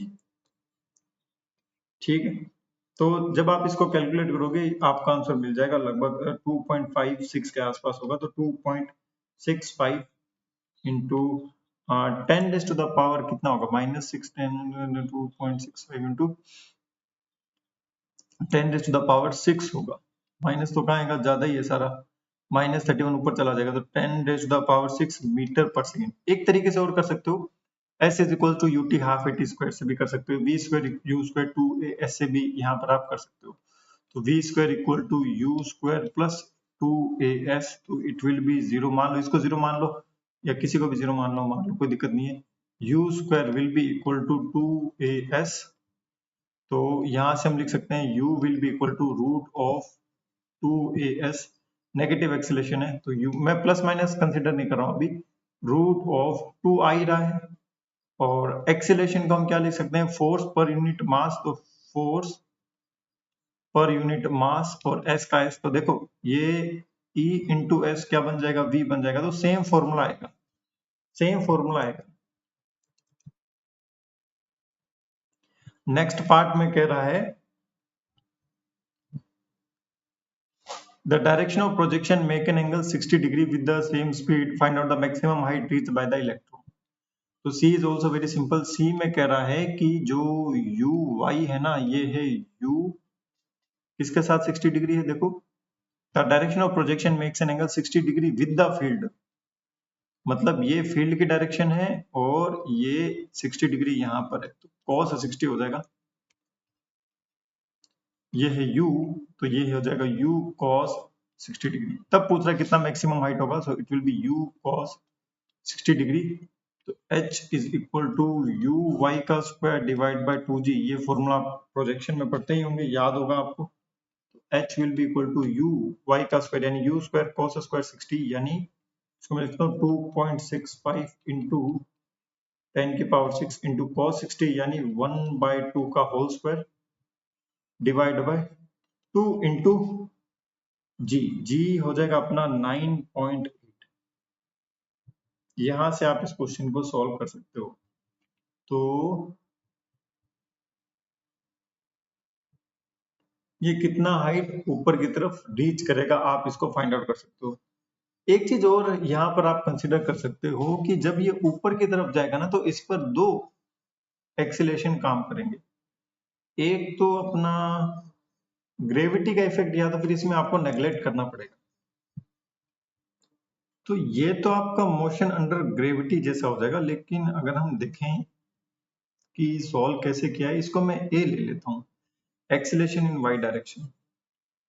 तो अगर मैं एक्सीलरेशन इन वाई डायरेक्शन को लूंगा तो acceleration in Y direction will be force per unit mass E into e divide by mass. तो ये एक्सीलरेशन जब आप कंसिडर करोगे then may be you will get the answer as per the electric field. तो आप comment section में करके बताइएगा, या आप खुद कीजिएगा कि एक तो आप एच जी के बेसिस पर कैलकुलेट करो, एक एच आप फोर्स पर यूनिट मास के बेसिस पर कैलकुलेट कर रहे हो, तो दोनों में आंसर क्या आ रहा है। आप देखोगे कि यहाँ पर 2 सेंटीमीटर का इन्होंने डिस्टेंस दे रखा है, तो find the maximum height reached by the electron. So ये 2 सेंटीमीटर से तो कम आना चाहिए, 2 सेंटीमीटर से ये अपना कम आना चाहिए। 2 सेंटीमीटर से कम लगभग कितना आएगा ये, एक से भी कम आएगा, क्योंकि हमने इस यहाँ पर जो हाइट है वो क्या कर दी है, जो स्पीड है वो आधी कर दी है। तो ऐसे मत करो, इसको आप शॉर्टकट से करो। शॉर्टकट से कैसे करोगे, हाँ चलो ये जी से नहीं करेंगे, जी से करेंगे तो आंसर हमारा सही नहीं आएगा, जी से करेंगे तो आंसर हमारा प्रोजेक्शन वाला आ जाएगा। हमें पता है देखो कि v square is equals to 2gh होता है, तो मतलब h is proportional to v का स्क्वायर, है ना। तो जब हम इसको ओरिजिनल स्पीड से फेंक रहे थे, इस वाली स्पीड से, तो ये 2 सेंटीमीटर तक जा रहा था। अब हमने स्पीड क्या कर दी है, cos 60 लगा दिया, मतलब हमने स्पीड कर दी है आधी। तो अगर हम स्पीड को आधी कर देंगे तो यहाँ पर आधे का स्क्वायर हो जाएगा हाफ का स्क्वायर, यानी जो हाइट होगी वो h डैश जो होगी वो पहली वाली हाइट का 4 टाइम्स कम हो जाएगा, है ना, 1/4 हो जाएगा। तो पहले तो 2 सेंटीमीटर हाइट था, अब ये 4 टाइम्स हो जाएगा, इट विल बी 0.5 सेंटीमीटर आ जाएगा। ठीक है, मीटर में भी निकाल सकते हो। ये वाला नहीं होगा, जी वाले से नहीं होगा। जी वाले लोगे तो उसका इफेक्ट फिर हमें यहाँ भी कंसिडर करना पड़ेगा, क्योंकि हम जब ये वी कैलकुलेट कर रहे हैं यहाँ पर हम जी का इफेक्ट नहीं ले रहे हैं, तो जी को आप कंसिडर ही मत करो। जी वाला आंसर से ये सॉल्व नहीं करना है, आपको केवल यहाँ पर इलेक्ट्रिक फील्ड को ही कंसिडर करना है। हालांकि आप कमेंट सेक्शन में बताइएगा जी से हाइट और इससे हाइट तो अपने निकाल ही ली है, क्या आ रही है 0.5 सेंटीमीटर आ रही है। जी वाला आप मुझे निकाल के बताइएगा कि जी से हाइट कितनी आती है। जी से हाइट तो और भी कम आएगी, है ना, थोड़ी और कम आएगी। ठीक है, चलिए तो move on to the next question. Question number 65, a uniform field of 2 Newton per coulomb exists in a space in x direction. Taking the potential at the origin to be 0, write the expression of the potential at any general point x, y, z. B, at which point the potential will be 25 volt. C, if the potential at the origin is taken to be 100 volt, what will be the expression for the potential at the general point? What will be the potential at the origin if potential at the infinity is taken to be 0? Is it practical to choose the potential at the infinity to be 0? चलिए देखिए question को करते हैं। तो जो electric field होती है, electric field को हम कैसे लिख सकते हैं, माइनस का dv अपॉन में dr इंटू आर के, क्योंकि यहाँ पर electric field is a function of x Y z, है ना। तो इलेक्ट्रिक फील्ड का एक्स वाई जेड वाला फॉर्मूला हम यहाँ पे लिखेंगे, माइनस बाहर आ जाएगा, अंदर आएगा dv अपॉन में dx I cap plus dv upon में dy जे कैप प्लस dv अपॉन में dz के कैप। ठीक है, अब यहां पर आपसे कहा है कि ये जो इलेक्ट्रिक फील्ड है ये एक्स डायरेक्शन में एग्जिस्ट करती है। Electric field exist in X direction. तो हमारे पास एक्स डायरेक्शन की इलेक्ट्रिक फील्ड दे रखी है, दैट इज 2। और एक्स डायरेक्शन की इलेक्ट्रिक फील्ड क्या होती है सर? एक्स डायरेक्शन की इलेक्ट्रिक फील्ड होती है माइनस का dv अपॉन में dx। तो 2 will be equal to minus का dv अपॉन में dx। तो यहां से आप dv निकाल सकते हो माइनस का 2 dx। अब कुछ रेफरेंस पॉइंट दे रखे हो तो उसको सॉल्व करना चाहो तो कर सकते हो। तो आपको क्या बताना है? Taking the potential at the origin to be zero, right the expression of the potential at any general point. तो इसको ऐसे करो, इंटीग्रेशन, ओरिजिन पर पोटेंशियल जीरो है और हमें किसी जनरल पॉइंट पर पोटेंशियल v निकालना है। समझ में आया? तो v will be equal to minus of 2x। So this will be the part A. ये हो जाएगा हमारा पार्ट ए। पार्ट बी में क्या पूछ रहा है? Eight which point the potential will B 25 volt. हाँ, तो पार्ट बी में आपसे पूछ रहा है कि किस पॉइंट पर पोटेंशियल 25 वोल्ट होगा। तो पोटेंशियल होगा 25 माइनस का 2x, so x will be equal to minus of 12.5 metre पर पोटेंशियल होगा 25 वोल्ट। ठीक है, चलिए अब ये कहाँ होगा ये हम देखो बता सकते हैं। देखो ये है हमारी इलेक्ट्रिक फील्ड x डायरेक्शन में।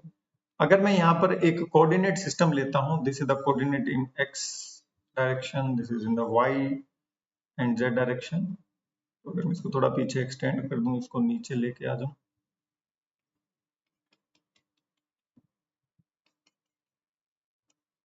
तो this is x, this is y, this is z। तो यहां पर x इक्वल टू -12.5 पर आपका जो पोटेंशियल होगा वो कांस्टेंट रहेगा, है ना? वो रहेगा 25। तो मैं कह सकता हूं कि यहां पर एक प्लेन होगा,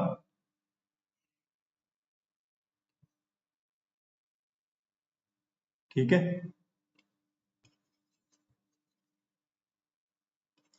यहां पर एक प्लेन होगा YZ प्लेन। कैसा प्लेन? YZ plane. समझ में आ रहा है?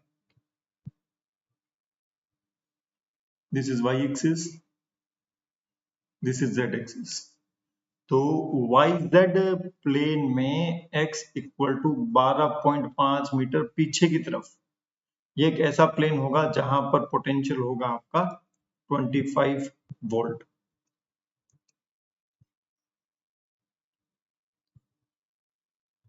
फिर आपसे पूछा if the potential the origin is taken to be 100 watt, what would be the expression. तो हमारा जो जनरल एक्सप्रेशन था उसी को हमें अभी थोड़ा मॉडिफाई करना पड़ेगा। तो this is the part C. हमारा जो एक्सप्रेशन आ रहा था वो आ रहा था dv बराबर माइनस का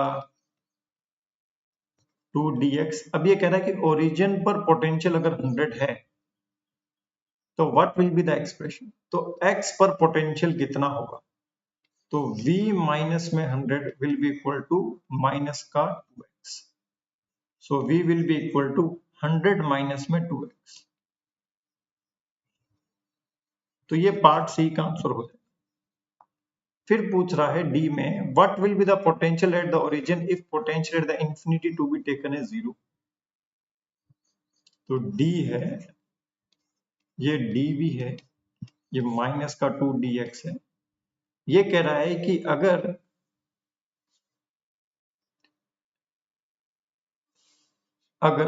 पोटेंशियल एट द इंफिनिटी को अगर मैं जीरो ले लूं, पोटेंशियल एट द इंफिनिटी को अगर मैं जीरो ले लूं तो ओरिजिन पर पोटेंशियल क्या हो? समझ में आया? घुसा दिमाग में? तो potential at the origin minus potential at the infinity, so this is at the v infinity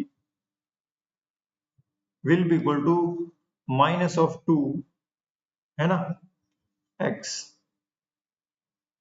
और ये इंफिनिटी वाला चक्कर भी आ जाएगा, तो ये प्रॉब्लम सॉल्व ही नहीं पाएगी, इससे कैलकुलेशन नहीं हो पाएगी, इससे कैलकुलेशन नहीं हो जाए तो मुझे बता देना, कैलकुलेशन इससे नहीं हो पाएगी, तो इस फॉर्मूला ये बन नहीं पाएगा। समझ में आ रहा है? ये फॉर्मूला इसके लिए वैलिड नहीं होगा, तो it has no practical use. तो is it practical to choose the potential at infinity? नहीं, इंफिनिटी पे पोटेंशियल यहाँ पर जीरो हम चूज ही नहीं कर सकते, यहाँ पर इंफिनिटी पर पोटेंशियल हम जीरो चूज नहीं कर सकते because of the calculation restrictions. Question number 66. How much work has to be done in assembling three charged particles at the vertices of an equilateral triangle as shown in the figure? तो ये तीन charge particle है, मान लीजिए ये है 1, ये है मान लीजिए 2, ये है मान लीजिए 3, इनके बीच का डिस्टेंस है r13, इनके बीच का डिस्टेंस है r23, इनके बीच का डिस्टेंस है r12। आपको बताना है कितना वर्क डन करना पड़ेगा भैया, पोटेंशियल एनर्जी कैलकुलेट कर लो।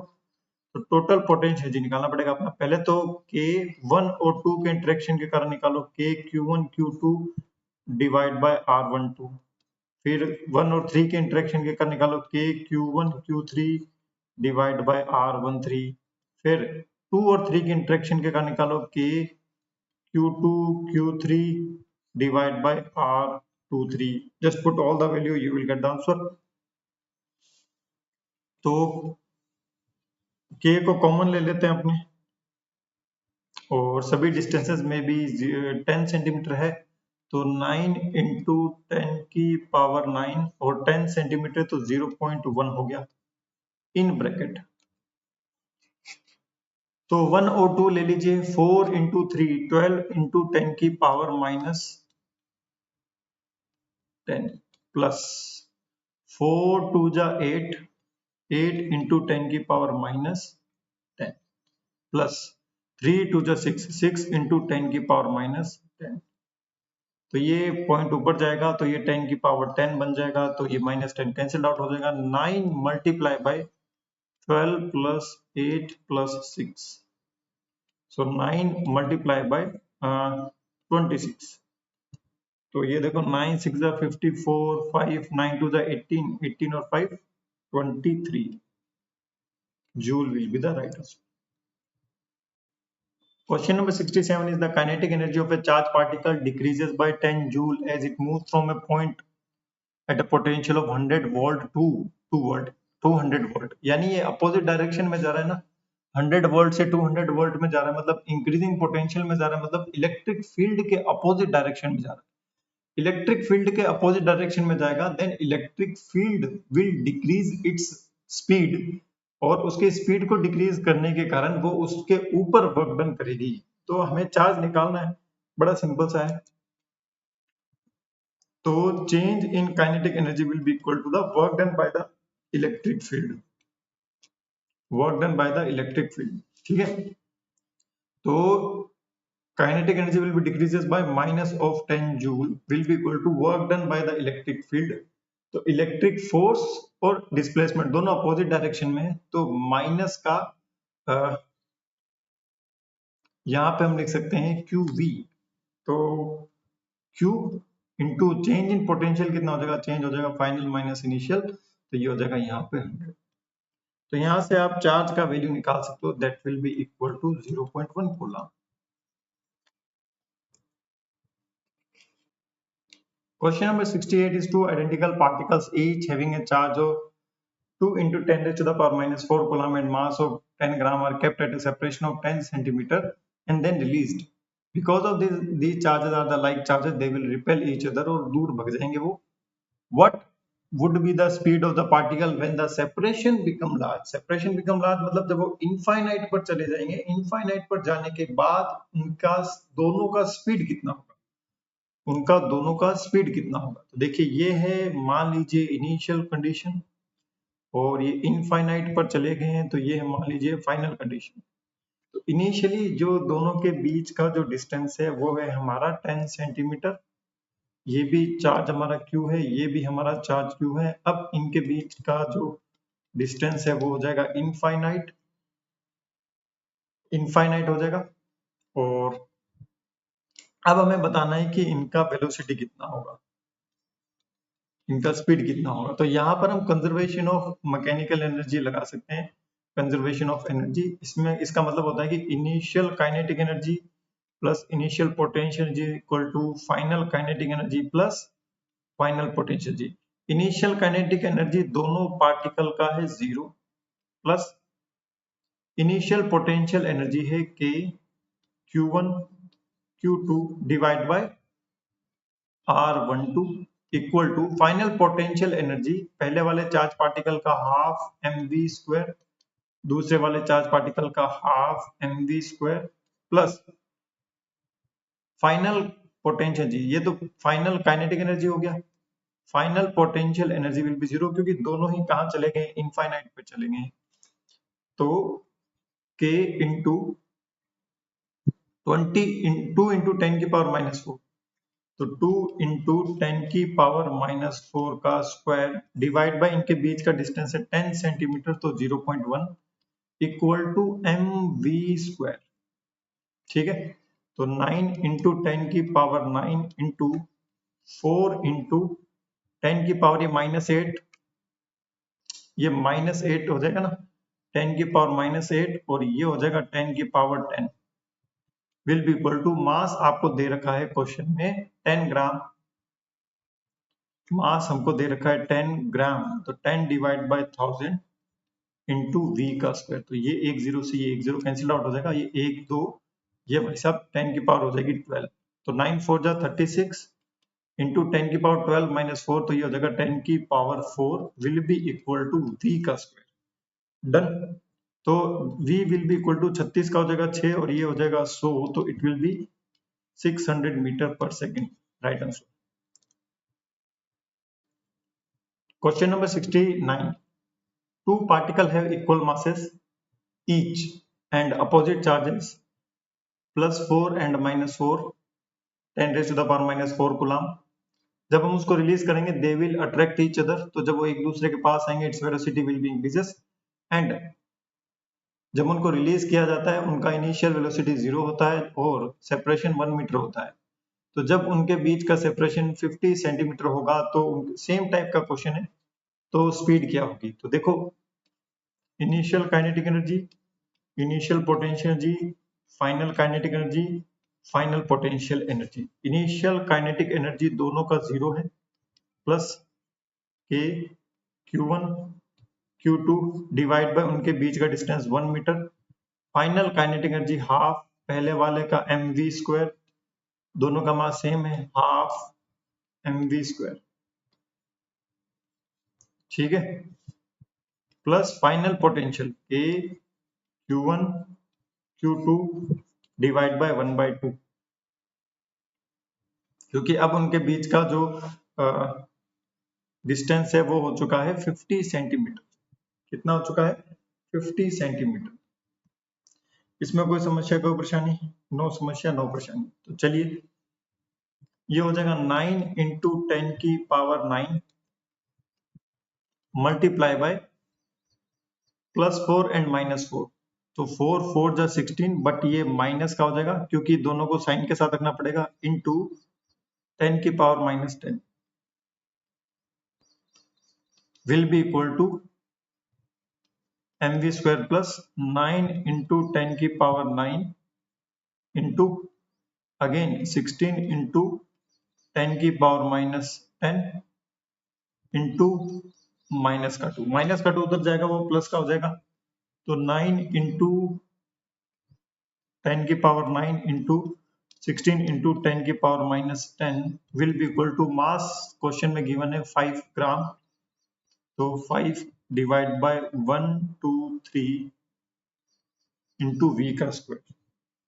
ठीक है, तो ये हो जाएगा 200,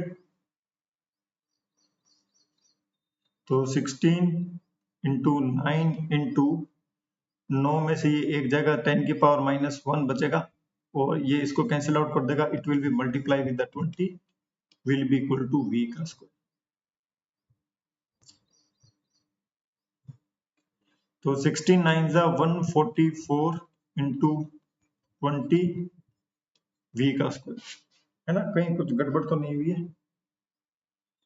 16 into 9 half mv square 4 जा 16 50 सेंटीमीटर। 50 सेंटीमीटर को मैं 1/2 मीटर लिख सकता हूँ,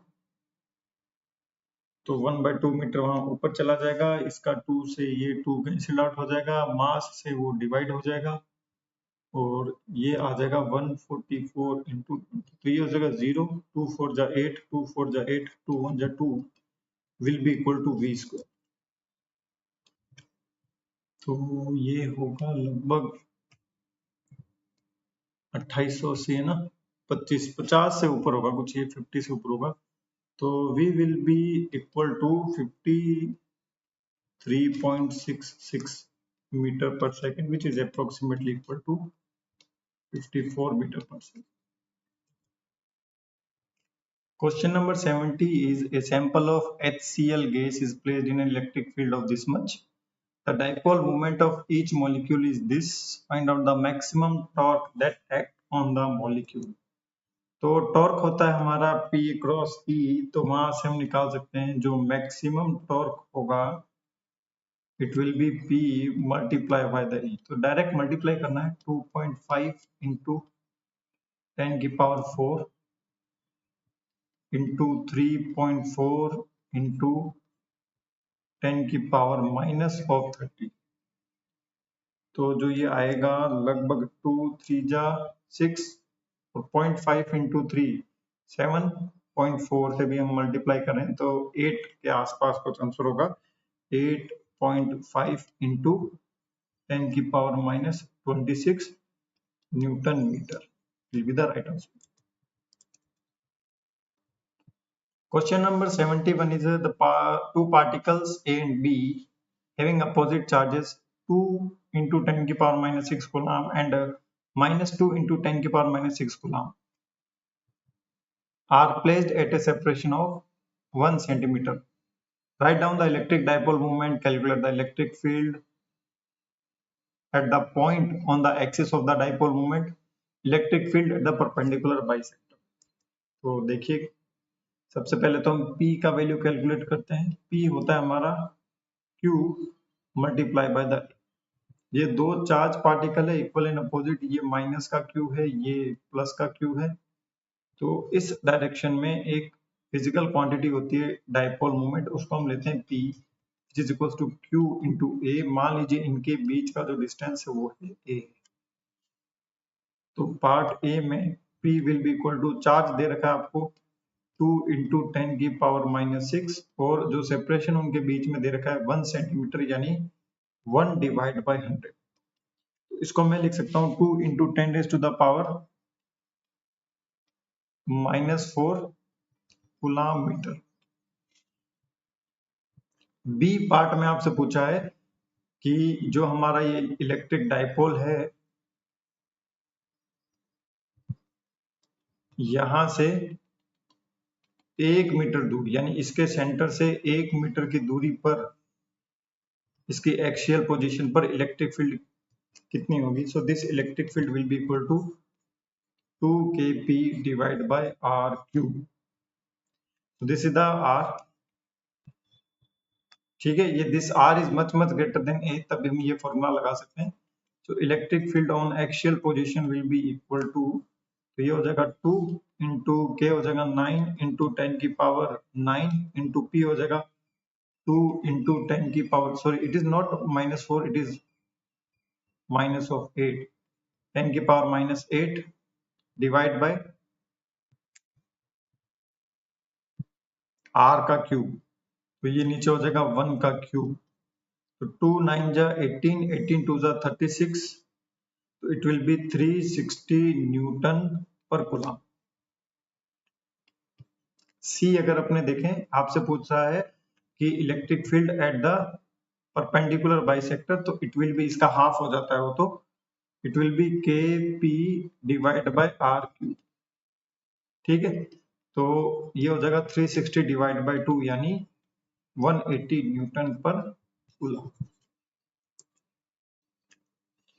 72 question is the three charges are arranged in such a manner that they are on the vertices of an equilateral triangle as shown in the figure.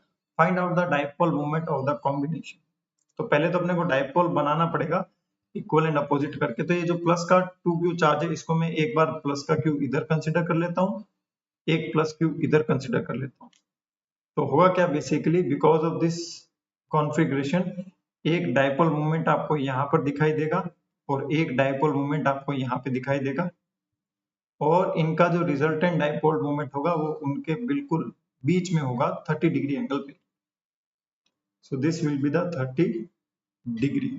तो जो resultant dipole होगा that will B 2p cos 30। तो देखो 2 into P को क्या लिख सकता हूँ, q, और इनके बीच का डिस्टेंस क्या है d, और cos 30 को लिख सकता हूँ √3 डिवाइड बाई 2। समझ में आया? तो ये हो जाएगा √3qd। काफी बार ऑब्जेक्टिव क्वेश्चन में ये आपके डिफरेंट पेपर्स में भी पूछा जा चुका है। Question number 73 is the find the magnitude of the electric field at the point P in the configuration shown in the figure for D much greater than A. Take the 2QA equal to P। तो देखो पहला तो यहाँ पर हमारे पास एक charge है, point charge है, इसके कारण हमें निकालना है electric field at point P। इस P पर इलेक्ट्रिक फील्ड क्या होगी, बड़ा सिंपल सा है, तो electric field at point P will be equal to K into q divide by बीच के डिस्टेंस का स्क्वायर d स्क्वायर। अब यहाँ पर ये जो है ये क्या करेंगे, डाइपोल का निर्माण करेंगे। तो जब ये डाइपोल का निर्माण करेंगे तो डाइपोल हो जाएगा P will be equal to Q into यहाँ पे डिस्टेंस हो जाएगा 2a, है ना। तो जो इलेक्ट्रिक फील्ड होगी इक्वेटोरियल पोजीशन पे, यानी इसके परपेंडिकुलर बाइसेक्टर पे जो होगी वो इस डायरेक्शन में होगी। It will be equal to k p divide by r का क्यूब। तो ई परपेंडिकुलर जो होगा it will be equal to k को के पड़ा रहने दो, पी को लिख सकता हूं मैं Q into two into D, है ना, Q into two into D, और आर क्यूब को मैं लिख सकता हूं यहाँ पे डी का cube. Is it clear? Simple, कोई समस्या कोई परेशानी? नो समस्या नो परेशानी, बड़ा सिंपल सा है। सो this will be the answer. अब यहाँ पर क्या है कि यहाँ पर एक पॉइंट चार्ज भी है जिसके कारण इलेक्ट्रिक फील्ड होगी इस डायरेक्शन में, और यहाँ पर एक डाइपोल भी बन रहा है इस चार्ज और इस चार्ज के कारण, जिसके कारण इलेक्ट्रिक फील्ड होगी इस डायरेक्शन में। दोनों एक दूसरे के परपेंडिकुलर होगी, तो जो नेट रिजल्टेंट इलेक्ट्रिक फील्ड होगी it will be equal to root over of electric field due to the point charge का square plus electric field due to the perpendicular, यानी अगर हम इसको लिखें डाइपोल के कारण का स्क्वायर। ऐसे आप क्या कर सकते हो, यहाँ पर रिजल्टेंट इलेक्ट्रिक फील्ड को फाइंड आउट कर सकते हो। तो ये जो रिजल्टेंट इलेक्ट्रिक फील्ड होगा it will be equal to, इसमें से हम क्या कर सकते हैं 1 में 4 पाई एप्सिलॉन नॉट कॉमन निकाल सकते हैं। रूट में क्या बचेगा, यहाँ पे बचेगा p डिवाइड बाय r की जगह आ जाएगा अपना d, है ना, तो उसका भी अपने को स्क्वायर करना है। तो q स्क्वायर डिवाइड बाय यहाँ हो जाएगा d का पावर 4 प्लस इसका भी अपने को स्क्वायर करना है। तो k तो बाहर आ जाएगा, नीचे d स्क्वायर बचेगा, तो ये 4 हो जाएगा। 4 4 4 pl 2d 2qa लिखना है क्या, इसको लिखें या ना लिखें? इसको लिख भी सकते हैं, ना लिखना चाहे तो ना, और लिखेंगे तो अपने को फिर 4 लिखना पड़ेगा उसको, और 4 लिखना पड़ेगा तो हमें कुछ चीजें कॉमन लेनी पड़ेगी।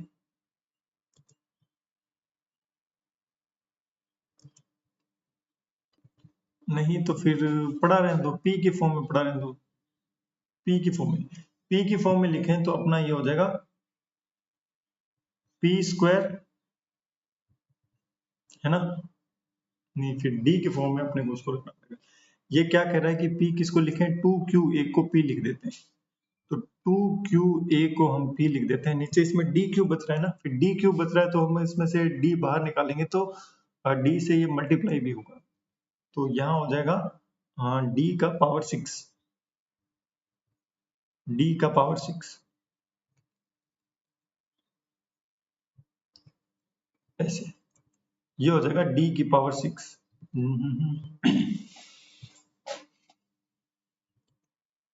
तो अब मैं क्या कर सकता हूँ, यहाँ से डी क्यूब बाहर निकाल सकता हूँ। तो 1/4πε0, अगर मैंने डी क्यूब बाहर निकाल लिया तो अंदर बचेगा यहाँ पे, यहाँ से 6 बाहर निकला है तो ये तो हो जाएगा p² प्लस यहाँ से क्यूब बाहर निकला है तो d की पावर 6 ऊपर चला जाएगा तो ये q² d²। अलग अलग फॉर्मेट में आप आंसर लिखना चाहो तो लिख सकते हो, है ना, but basic concept will be remain same. Question number 74 is to particle carrying charges -q and +q having equal masses m each are fixed at the end of the light rod of a length a to form a dipole. The rod is clamped at the one end, is placed in a uniform electric field E with the axis of the dipole along with the electric field. मान लीजिए यहाँ पर आपके पास electric field है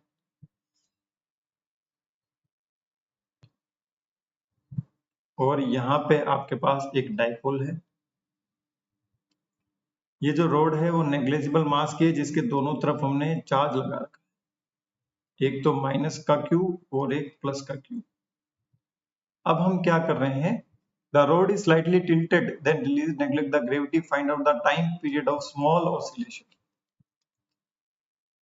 इन the same configuration इसमें हम क्या कर रहे हैं, इस जो हमारा ये डाइपोल बना है ना, इसको हम थोड़ा सा टिल्ट कर रहे हैं। कैसे टिल्ट कर रहे हैं, एक तरफ हमने क्लैंप कर रखा है और इसको हम अब ऐसे टिल्ट कर रहे हैं। मान लो हमने इसको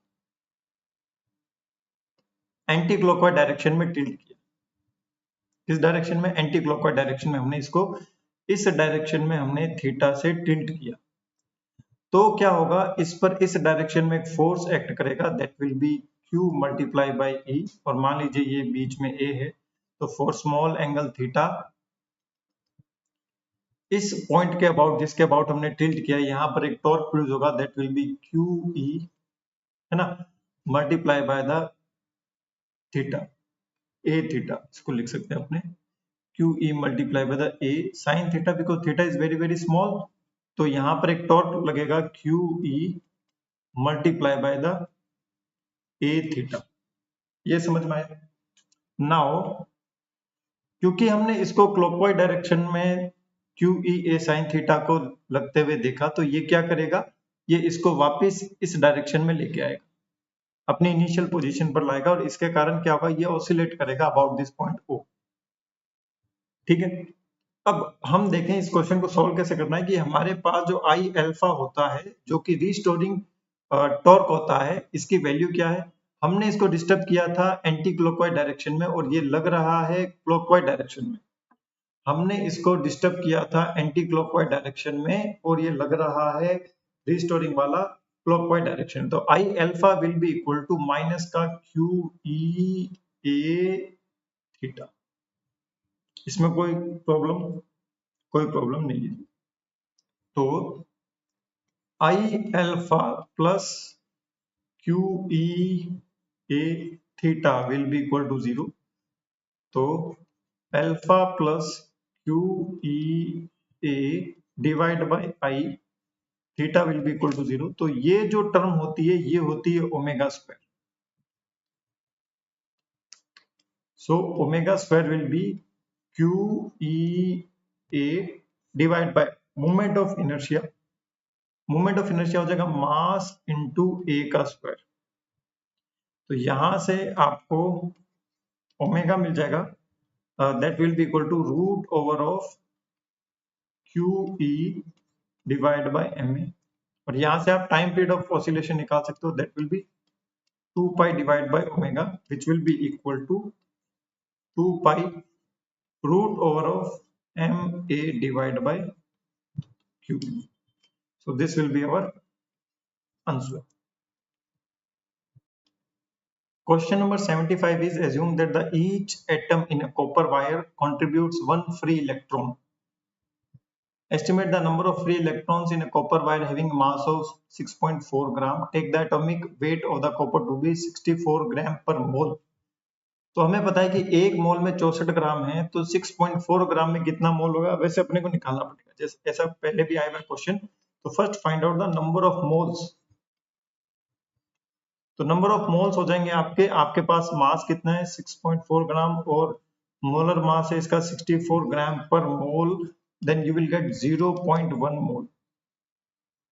अब नंबर ऑफ मोल्स मिल गए, तो अब हम क्या कर सकते हैं, नंबर ऑफ एटम्स कैलकुलेट कर सकते हैं। सो नंबर ऑफ एटम्स, तो नंबर ऑफ एटम्स होगा नंबर ऑफ मोल्स, इतने हमारे पास मोल्स है, और एक मोल में कितने होते हैं आपके एटम्स, 6.023 into 10 की पावर 23 वाला वही फॉर्मूला है, 10 की पावर 23, ठीक है। एंड आपको ये कह रहा है कि each atom having one free electron, तो number of atom and number of free electrons are equal,